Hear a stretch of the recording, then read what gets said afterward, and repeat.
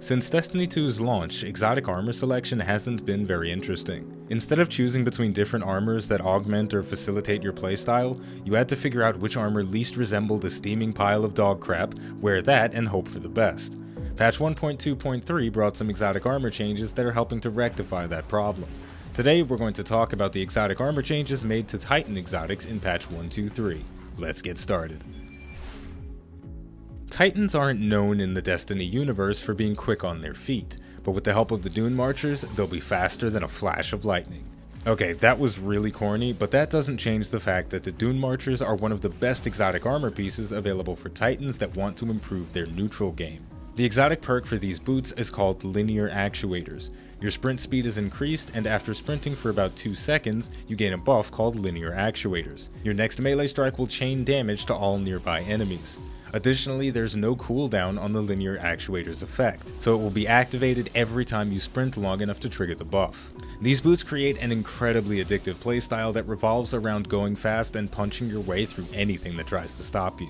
When combined with the Striker's Code of the Juggernaut, the abilities Knockout and Reversal will give you enough sustainability and stopping power to reliably get through encounters without firing any shots. Knockout increases your melee damage and range on your next melee hit after critically wounding an enemy or breaking their shields.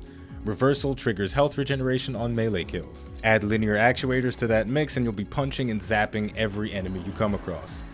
The DUNEMARCHERS are fantastic, and because they improve the punchy, in-your-face playstyle the Titans are known for, they get high marks for fun.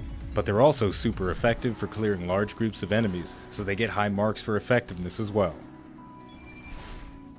Next up, we have something for the meathead Titans that don't like to go into battle without a backup plan. If you're looking for something that will turn the tide of close quarters combat in your favor, the ACD-0 feedback fence is the exotic equipment you're looking for. The feedback fence has been a solid exotic choice for all encounters since its previous wave of buffs, but its new buffs brought it to another level.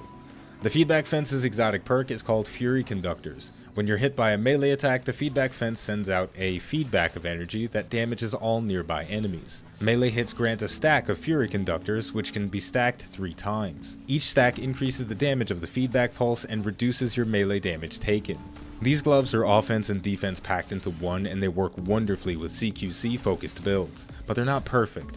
The damage reduction only applies for the first melee hit you take, so if 10 or 15 enemies manage to coordinate and swing at the same time, you'll probably die. But the way the feedback pulse works, you'll most likely stun or kill the surrounding group of uncoordinated attackers before you get mauled to death. What's most interesting about the feedback fence is that ideally, you won't be trying to get yourself smacked around by enemies, but when it inevitably happens, you'll retaliate without having to lift a finger. This exotic armor is a solid boost to your character's defenses, and a worthwhile pick if you're looking to get down and dirty, but want to stay as safe as possible. Last but certainly not least, we have an exotic armor that exemplifies the Titan. It allows you to be an unstoppable weapon and an impenetrable shield, but only when your super ability's active. Unlike the last 2 exotics we talked about, the Doomfang Pauldrons don't have a huge effect on your neutral game, but your super ability receives some powerful augmentations. The exotic perk is called Horns of Doom. Void melee ability kills grant a significant amount of super energy. Next, while your Sentinel super is active, melee kills recharge your shield throw, and shield throw kills extend the duration of your super.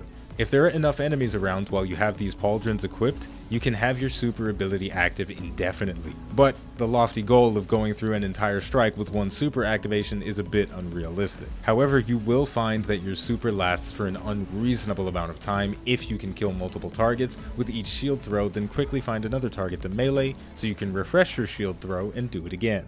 Now, I personally find exotic armors that augment supers to be underwhelming, even if they're incredibly powerful, because supers can be few and far between. But the Doomfang Pauldrons rectify this by giving you super energy on melee ability kills. You can take things a step further by modding your armor for melee cooldown reduction, and if you use the Code of the Aggressor for the Sentinel Titan, you'll gain increased super energy when you kill enemies while surrounded because of the In the Trenches ability. It's a devastating combination, and it pumps the Doomfang Pauldrons up to a top tier exotic in all forms of PvE content, and it has potential in the Crucible as well.